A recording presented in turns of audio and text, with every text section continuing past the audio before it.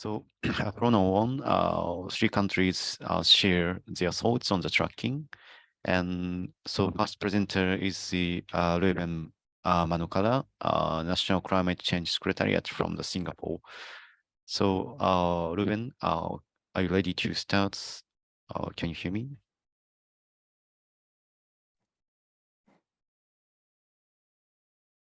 Hello. Hello. Yes. Yeah, I can hear yes, you. I can hear you. Okay, great. Okay, go ahead. Right. Thank you. Hang on. Okay, great. So I'll be presenting on the registry systems. And really the intent is to focus on what Sana alluded to later, the interoperability of registries. So you can move on to the next slide. So the next two slides were not was covered by in the earlier working groups as well. So I wouldn't go into this further. But really, it is what are the reporting processes and how we see it coming through, right? So you usually have a national Article 6 policy framework, and that sort of sets out what parties must do to participate in Article 6 related activities that's mandated with what we agreed on as part of the rulebook. And as part of that process, the authorization process, and then the issuance of a joint statement. And that coincides with the initial report that is mandated by the rulebook as well. Next slide, please.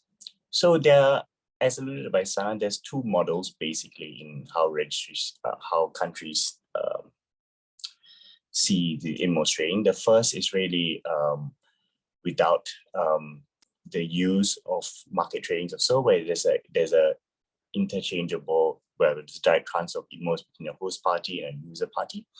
So it can happen two ways, one for use towards NDC, one towards other users like Corsair. So of course, this model is much more streamlined, it's lower risk, and what's applicable to most that have national programs or so.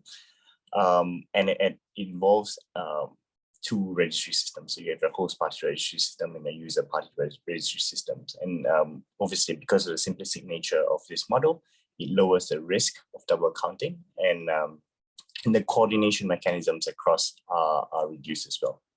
Next, please. Model 2, which is essentially what Singapore operates, is to leverage the use of voluntary markets and voluntary market registries that enables carbon credit trading as well. So you have a program registry which issues ITMOS, and after the authorization of first transfer process, it becomes ITMOS. And then you can go through multiple market intermediaries before it is retired, either for use for other purposes or used by towards the NDC. So that's your Model 2A and Model 2B. Next slide. So what happens, so just focusing on Model 2, which is how Singapore envisions to use its use of carbon credits of ITMOS towards our NDC. We see three things. So I'll focus on three aspects. So how credits flow in the standards registry and how it transforms to ITMOS. And then what's more important for this presentation is the flow of information through, right? So typically how we see it is that the credits are issued without corresponding adjustments on the standards registry, and they continue to remain in the standards registry on that process. And at some point in time, the host country issues authorization and first transfer, and then that updates the credits as ITMOS, but it continues then to remain. So there's a flow of information of this issuance of ITMOS and first transfer, then gets updated on the standards registry. And then while it is on the standards registry, there is what we envision to be trading and exchange of ownership through the registry as well. But as this happens, there's an information flow that needs to happen in the host country registry as required, which is to mirror this exchange of ownership and trading process as well. And then this carries on all the way until you have retirement, which is what could be used on Singapore's registry or anyone that uses simple Model 2. And then that's when you need to have a three-way synchronization of processes, right? So you need to flow information between, in this case, Singapore's registry, the standards registry, and the host country registry. So that would happen at the final stage, where you have retirement for use, where for a country, or Singapore in this instance, uses it for its NDC. Next slide, please. And just briefly, what will happen in other users is that where you don't have essentially a national registry part of it, but the point of this slide is to illustrate that use towards other users such as COSIA can also happen in Model 2, and in that process it is slightly simpler, where you won't have the national registry, and but you will still need that flow between the host country registry and the standards registry. Next slide, please. So the main point that AD Singapore is trying to do is that we're trying to seek registry arrangements and alignments across. I think currently we have signed MOUs with multiple voluntary standards to align taxonomy processes and workflows through the different registry systems, so that the information of flow that happens is seamless. And to layer that on with transparency, with tools that enable transparency. So the Carbon Action Data Trust is one such tool where we use to make sure that there's transparency and tracking across the different registries, across the entire value chain, that is across issuance, across trading, and retirement as well. That comes to the end of our presentation, and thank you. Happy to take questions at the end of it. Thank you very much, Ruben, for a very concise presentation, and yeah, it's very, very helpful to understand. So now I would like to invite the second presenter, Jackie Luesga from the Ministry of the Environment, New Zealand. So so now you have the floor, over to you. So. Thank you so much, Kentaro. It's lovely to be here with everyone in the Asia Pacific, it seems, participating today. And thank you, Sana, as well, for staying up late from Bonn to join us with your very interesting conversation. I only have one slide to show with you, which is just a very rough mock diagram of our view of the registry system under Article 6. So if we can go to the next slide, please, I'll just speak while this slide is up. Okay. 1 second. All right. So what I'm really going to do is I'm going to focus on a bit of an overview of how I see how New Zealand sees registries in the Article 6 system, and the linkages with the wider market system.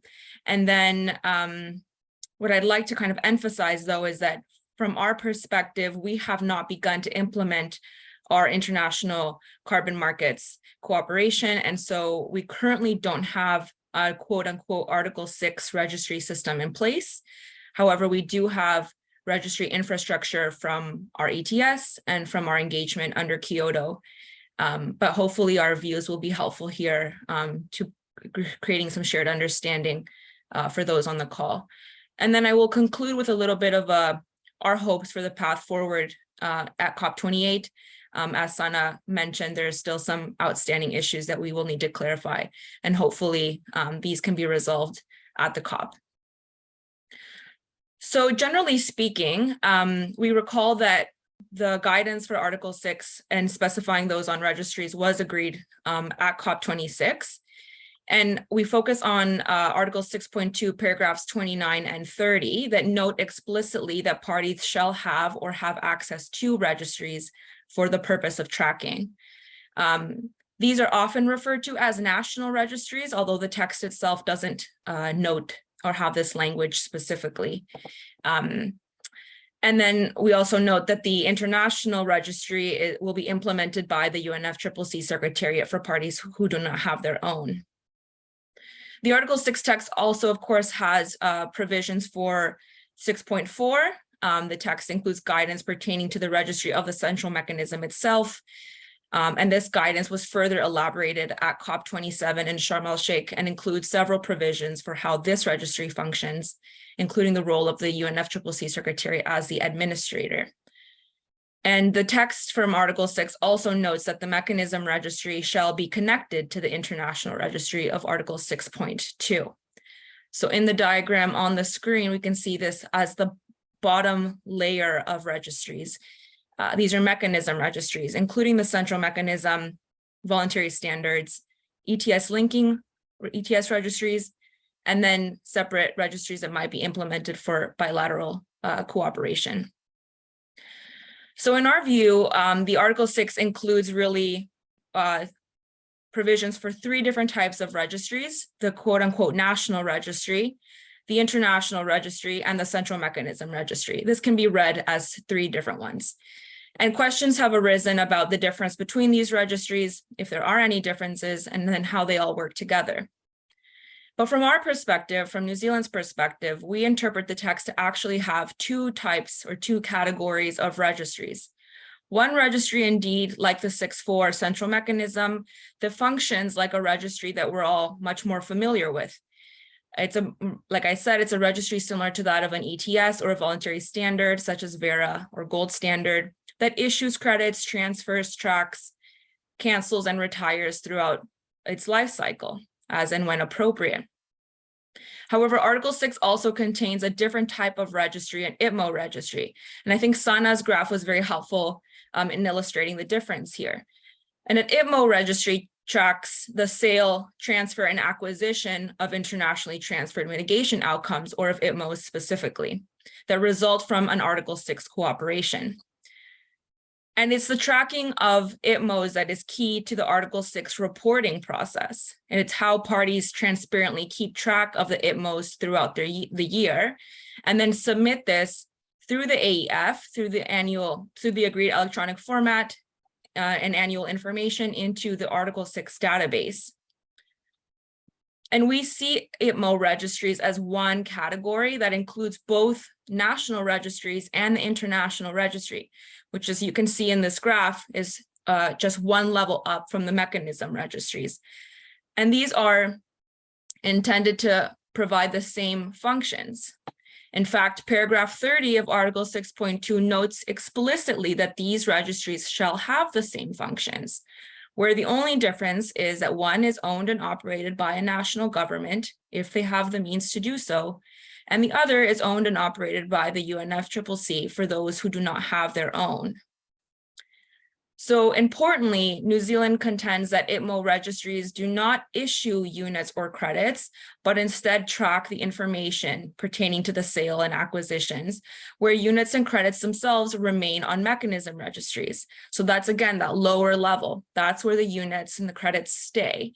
And it's only information that makes its way upwards into that second level, and then eventually the 3rd and 4th level.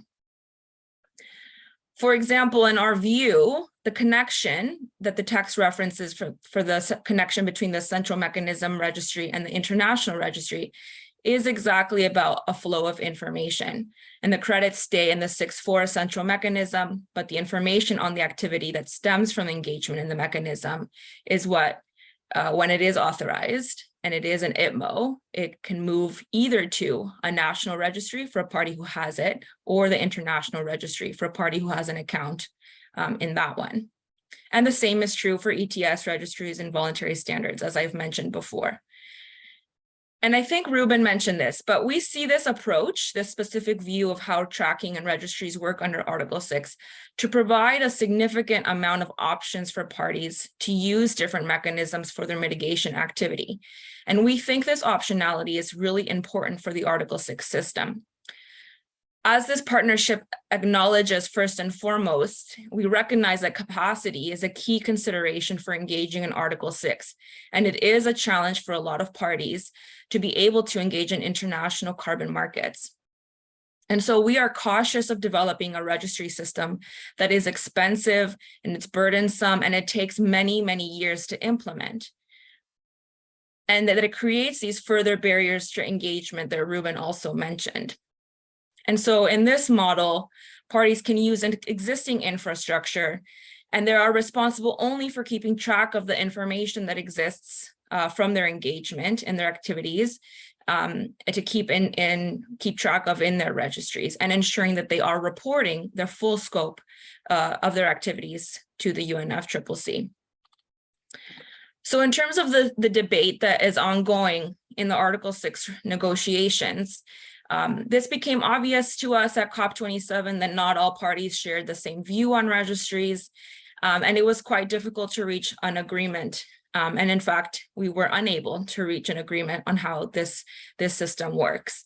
And we hope that at COP28, this is where we can achieve this.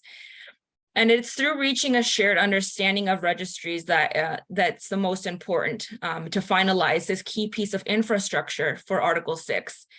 And as Sana also mentioned, it's important for us to finalize this guidance so that we can give those instructions to the UNFCCC Secretariat so they can build the international registry and parties can start using it, especially those who don't have their own, because this will be a key part of their engagement in the system. So we really hope that this debate can be finalized and resolved by November of this year. The other key part of the debate does pertain to interoperability of registries. And this means the ability of different registries to communicate with one another. And we completely acknowledge that there are different ways that this can be achieved. There are very sophisticated and automatic ways similar to the international transaction log of the Kyoto Protocol. But these can be very costly and again, time consuming to set up. And interoperability can also be achieved through simpler and more cost-effective means and procedures such as communication standards and common operating procedures, which can be up and running quite a bit more quickly than the very automatic ones. So to summarize the challenge that we have ahead of us for the next few months is that there is a difference of views on how Article 6 registries function and how they relate to one another. And relatedly, the level of interoperability and the standards of interoperability that we want to implement, from highly sophisticated and connected to more manual. And so we hope that on the way to COP28, these discussions that we're having in fora like this, which is such a valuable space for us to have these conversations, can help to build this mutual understanding, this shared understanding that I've mentioned. And the solution can be found in building this understanding, or it can be found in acknowledging the differences of views and then helping to build something in the middle. And I think Sana's two-tier approach is getting quite close to something that acknowledges the different party views that we've been hearing. So we're quite encouraged by this. So from New Zealand's perspective, we are quite flexible with the approach moving forward. And we just want to make sure that the Article 6 system is delivering transparently on the requirements of the Paris Agreement. And we recall that the aim is to deliver real emissions reductions where the tracking and reporting process that these systems provide for us are to enable and facilitate traceability and accountability so that we can trust the system that we're implementing. So I'll leave it at that and back over to you. Thank you so much, Kentaro. Thank you very much, Jackie, for you sharing your thoughts. And yep, I think we also hope to see the more progress so that we can conclude the discussion at COP28. So thank you very much again. And the final presenter, the third presenter in this session is Eri Matsumoto, Ministry of the Environment, Japan. So Matsumoto-san, over to you.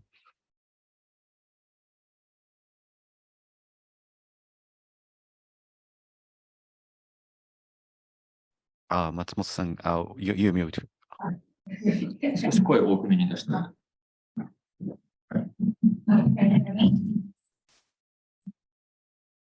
Yes, but a little bit. Okay. Okay, and now it's okay. We can hear you. Hello, everyone. I am Eri Matsumoto from the Ministry of the Environment, Japan. And thank you for giving the opportunity to speak here today. And I'd like to explain tracking under Article 6 in Japan and focusing on JCM Registry of Japan. Next, please. In Japan, there are two tracking systems, And the first is a national registry, as you know, to ensure the accurate accounting of the holding, transfer, and cancellation of Kyoto units under Article 6, 12, and 17 of the Kyoto Protocol. In accordance with the Paragraph 17 of modalities for the accounting of assigned amounts under Article 7, Japan has established and maintained a national registry.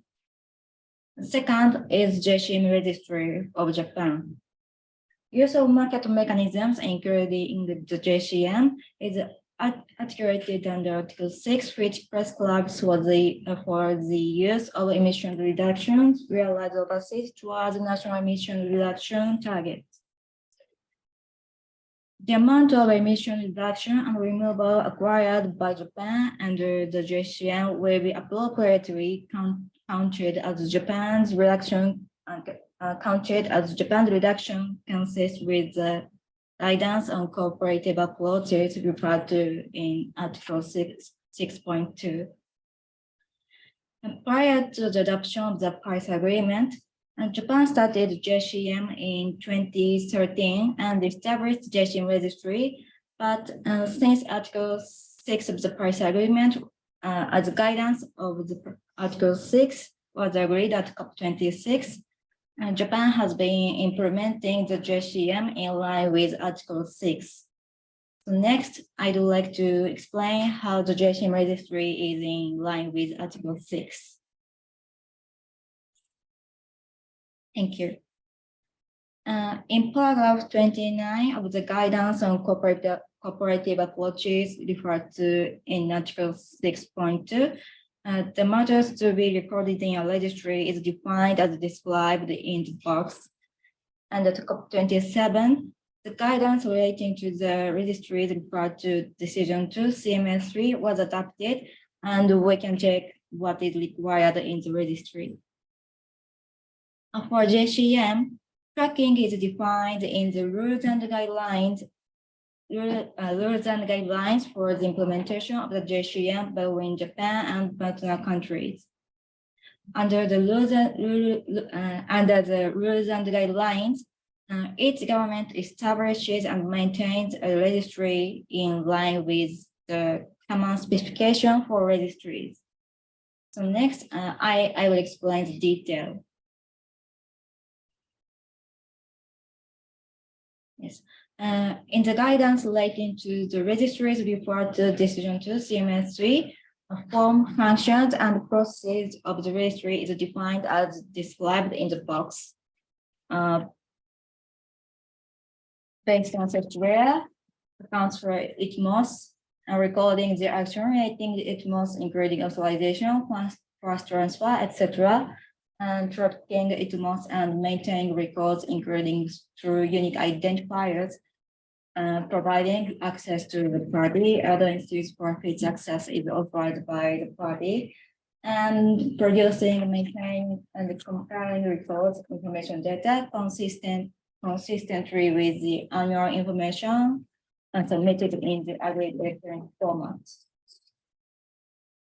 And for JCM, JCM Registry of Japan is an electronic registry. The image is as shown on the right. As JCM Registry Manager, a Ministry of the Environment and the Ministry of Economic Trade and Industry has developed and operated JCM Registry of Japan. And through JCM Registry, account holders can access both general information and their own accounts. Regarding accounts, JCM Registry has one holding account for the government, one holding account for each entity, one voluntary cancellation for the purpose voluntary cancellation, and voluntary cancellation, and one retirement account. Also, we establish and maintain our transaction records to verify the validity of the transactions. So next, tracking and recording methods. The guidance indicates the element that should be included in the unique identifiers, the cooperative approach, the originating party registry, the first transferring party, the serial number, and the vintage of the underlying mitigation outcome. For JCM, a unique serial number comprises scheme identifier, host country identifier, JSM credit issuing country identifier, and starting and ending number of JSM credit block unit, and JSM product number of issuance of JSM credit. Also, an identification number of JSM credit is including year of issuance of JSM credit and year of emission reductions. So we can confirm the vintage of the underlying mitigation outcome from the identification number. Next, please.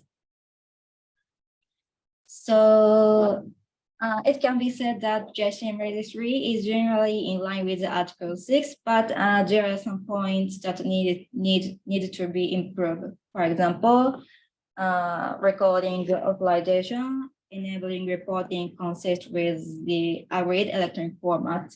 So in the near future, we prepare to be renovated JSM registry. And this is the end of the JSM registry. Next, please. Lastly, I'd like to introduce the website of JSM registry. And from here, you can check the information of the JSM registry. For example, application forms and procedures, contact information, and credit information. Next, please. This is all my presentation. If you have any questions about the JSM registry for Japan, please contact the Ministry of the Environment. And thank you very much for your kind attention to me.